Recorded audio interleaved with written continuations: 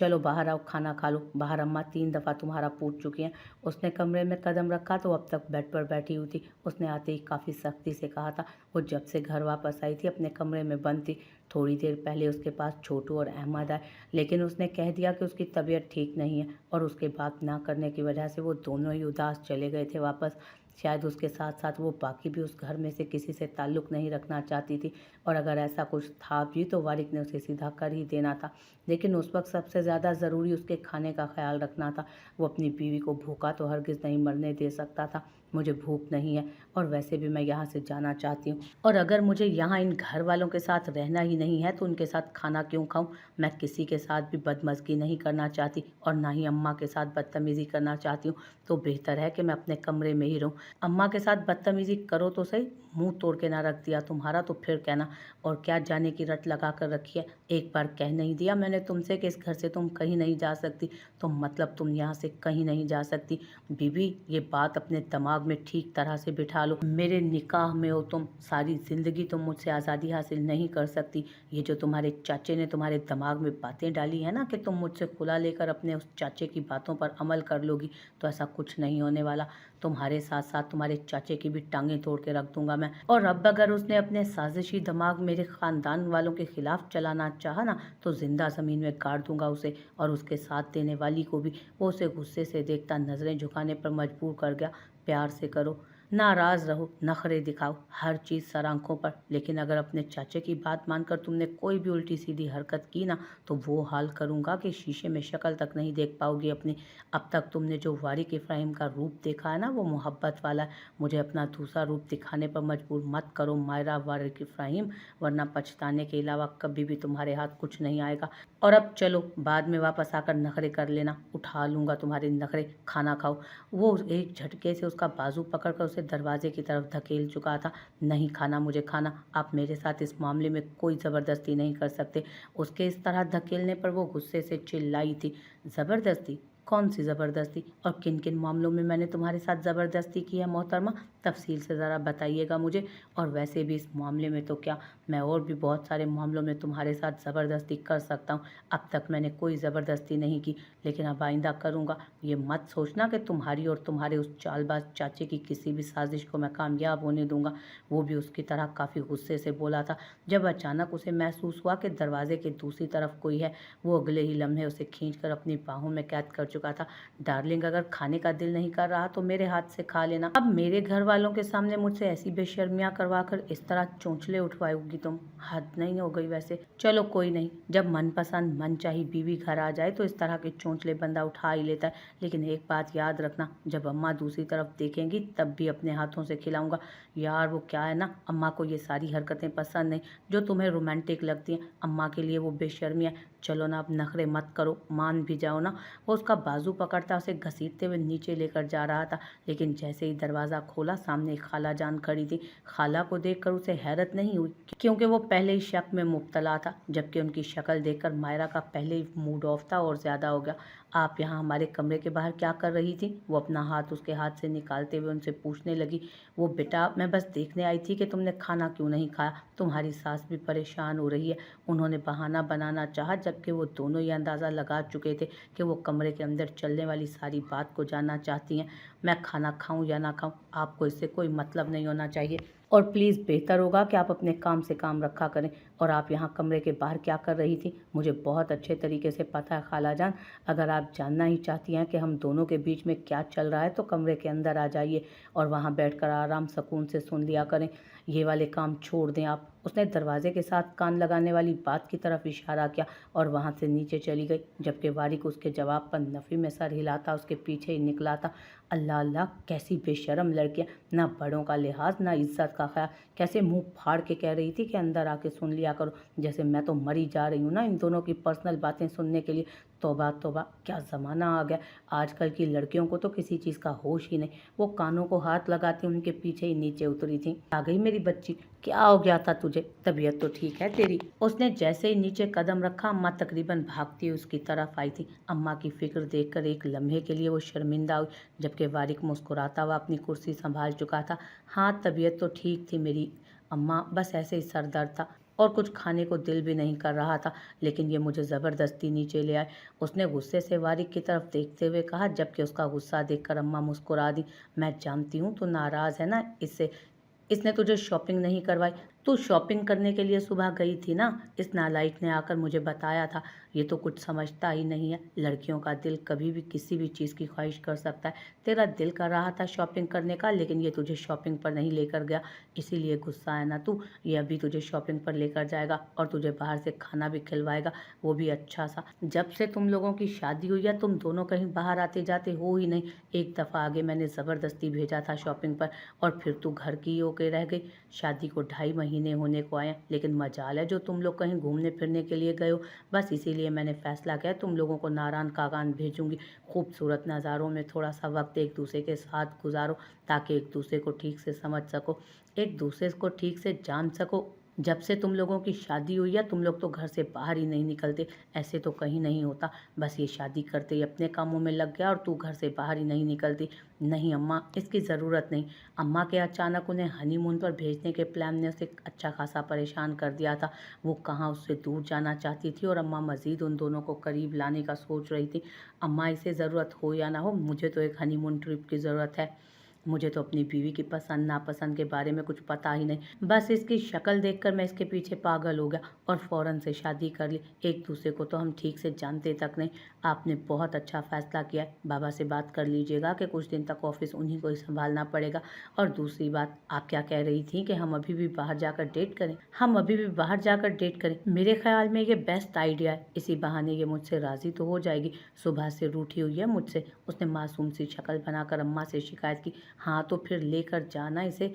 देख क्या रहा है? अम्मा तो उसकी शक्ल देख फ़ौरन ही उससे कहने लगी थी, जबकि वो भी अम्मा की बात पर सर खम करता।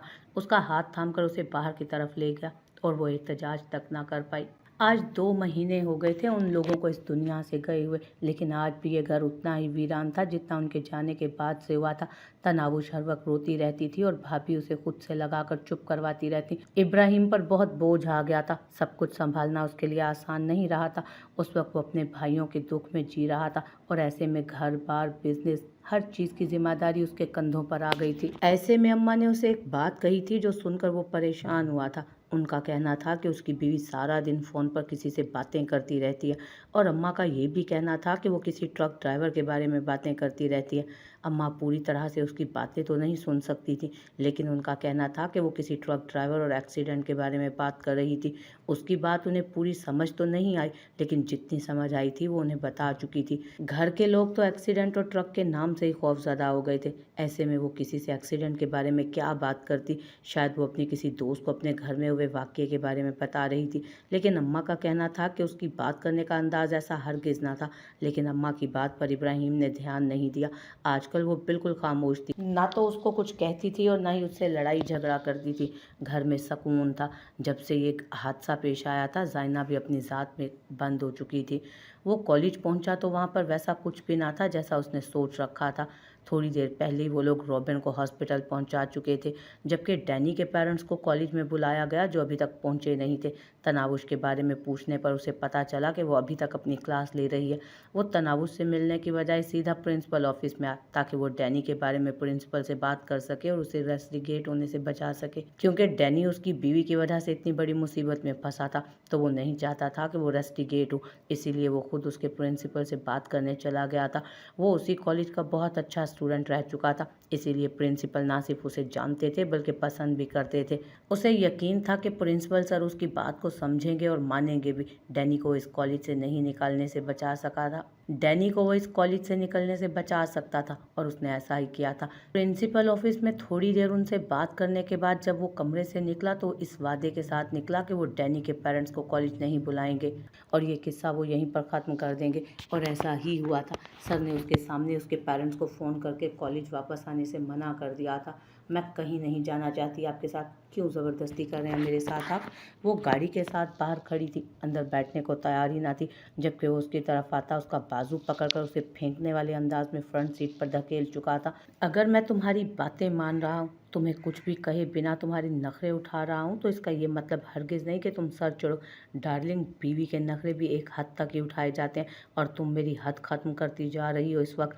एक तो इतना सब कुछ हो जाने के बाद भी मैं तुम्हें मौका दे रहा हूँ इस रिश्ते को समझने का, मेरे और अपने इस रिश्ते के लिए बेहतर सोचने का, लेकिन तुम तो अजीब ही हो। उल्टा मुझसे माफ़ी मांगने के बजाय नखरे दिखा रही हो मुझे, और मुझे लगता है कि मैं तुम्हारे नखरे बर्दाश्त करूँगा। भूल है तुम्हारी, ऐसा कुछ नहीं होगा। वो गाड़ी का दरवाज़ा बंद करता दूसरी तरफ आ बैठा था। मैं आपसे माफ़ी मांगूंगी? वो किस खुशी में? अगर मैंने आपको धोखा दिया है तो आप भी मेरे साथ कोई वफा नहीं निभा रहे मिस्टर, आप भी मुझे धोखा ही दे रहे हैं। अगर मैंने आपके खिलाफ प्लान किया तो प्लानिंग आप भी कर रहे थे। आप कौन सा दूध के धुले हुए हैं? वो गुस्से से पागल होते हुए चिल्लाई थी। उसका बस नहीं चल रहा था कि वो कुछ कर बैठे। क्या धोखा दिया है मैंने तुम्हें? सिर्फ इतना है कि तुम्हारे बाबा की ख्वाहिश पूरी करने के लिए तुम्हारे साथ ज़बरदस्ती शादी की और तुम्हें यहाँ अपने साथ अपने घर में ले आया। यहाँ के लोगों से तुम्हें प्यार मोहब्बत दिलवाई, अपने भाइयों से तुम्हें इज्जत दिलवाई, तुम्हें रिश्ते बताए, तुम्हें रिश्ते बनाना और निभाना सिखाया, और तुम क्या कर रही हो? हमारे रिश्ते को तोड़ना चाहती हो। अगर मैंने कुछ गलत किया भी है ना तो सिर्फ इसलिए ताकि मेरे बाबा और तुम्हारे बाबा की आखिरी ख्वाहिश पूरी हो सके। वो दोनों दोस्त एक दूसरे से रिश्ता बनाना चाहते थे। हम दोनों को एक करके हमेशा के लिए एक हो जाना चाहते थे। एक मजबूत ताल्लुक़ रखना चाहते थे वो अपनी दोस्ती के दरमियान। और तुमसे शादी करके मैं अपने बाबा और तुम्हारे बाबा की ख्वाहिश को पूरा करके कुछ गलत नहीं कर चुका जिसका मुझे पछतावा हो। अगर इस तरह का धोखा तुमने मुझे दिया होता तो तुम्हारे धोखे भी सर आंखों पर। लेकिन तुमने क्या किया? अपने लालची और बेगैरत चचा का साथ दिया। अब तक अगर मैं खामोश हूँ और तुम्हें कुछ कह नहीं रहा तो सिर्फ इसलिए क्योंकि तुम्हारे चचा का असल रूप तुमने अभी देखा नहीं। जब देख चुकोगी ना तब तुम्हें समझ भी आ जाएगा सब। अभी तक तुम जानती ही नहीं हो कि वो कैसा इंसान है, उसकी हकीकत क्या है। उस शख्स ने तुम्हारे दिमाग में हमारे खिलाफ इतना खुन्नास भर दिया है कि अब तुम्हें हमारी किसी भी बात पर यकीन नहीं आएगा। मैं तुम्हें वक्त दे रहा हूँ मायरा, संभल जाओ वरना आगे बहुत पछताओगी। वो समझाने की कोशिश कर रहा था लेकिन वहाँ कोई समझना चाहता तब ना। अच्छा, आप ये कहना चाहते हैं कि आप जो कह रहे हैं उसमें आपका कोई लालच शामिल है? मतलब आप मुझे मेरी जायदाद देना चाहते हैं, ना कि उस पर कब्जा करना चाहते हैं? वो अचानक ही कुछ सोचते हुए बोली तो वारिक ने एक ठंडी सांस भरकर सिर्फ हाँ में सर हिलाया, शायद उसका दिमाग ठीक करने के लिए, क्योंकि वो अपनी जायदाद के अलावा और कोई बात करना ही नहीं चाहती थी। ठीक है, तो मैं अपने बाबा की जायदाद को संभालना चाहती हूँ। मैं ऑफिस ज्वाइन करना चाहती हूँ। मैं अपने बाबा के काम को समझना चाहती हूँ। मैं देखना चाहती हूँ कि मेरे बाबा ने मेरे लिए क्या छोड़ा है। मैं अपनी जायदाद को खुद संभाल लूँगी। वो अचानक से बोली तो वारिक उसे घूर कर देखने लगा। मैं समझा नहीं, क्लियर बात करो। ऑफिस क्यों ज्वाइन करना चाहती हो? हमारे ख़ानदान में कभी किसी लड़की ने नौकरी नहीं की और तुम्हें लगता है मैं तुम्हें ऑफिस में नौकरी करने की इजाज़त दूंगा? वो उसे देखते हुए बोला तो मायरा ने हैरत से उसे देखा। नौकरी क्यों करूंगी? मैं आपके ऑफिस में 20% की मालिक हूँ, यानी कि मैं 20% की मालकन। तो मैं वहाँ जाकर नौकर तो हरगिज़ नहीं हुई ना। मैं कोई जॉब नहीं करने वाली वहाँ जाकर। मैं अपनी जायदाद का खुद ख्याल रखना चाहती हूँ। हाँ क्यों नहीं, तुम्हारे 20% के लिए मैं तुम्हें अपने ऑफिस का मालिक बना देता हूँ। 20% में पूरा मुल्क तुम्हारे नाम कर दूंगा। डार्लिंग, ये ऑफिस क्या चीज़ है? वो तमस्कर उड़ाने वाले अंदाज में बोला। फाइन, मैं सारे ऑफिस की बात नहीं कर रही, मैं सिर्फ अपने हिस्से की बात कर रही हूँ। मैं अपने बाबा के 20% की मालकन खुद हूँ तो मैं अपनी जायदाद भी खुद संभालूंगी। वो सीने पर हाथ बांधे बड़े कॉन्फिडेंस से बोली। हम किस चीज़ का बिजनेस करते हैं, अंदाज़ा है तुम्हें? वो उसकी तरफ देखते हुए बोला तो वो लबों के किनारे पर हल्की सी मुस्कुराहट थी जिसे उसने छुपाने की कोशिश की। यह अलग बात कि मायरा से छुपी नहीं रह सकी थी वो उसके सारे अंदाज को जानने लगी थी अब।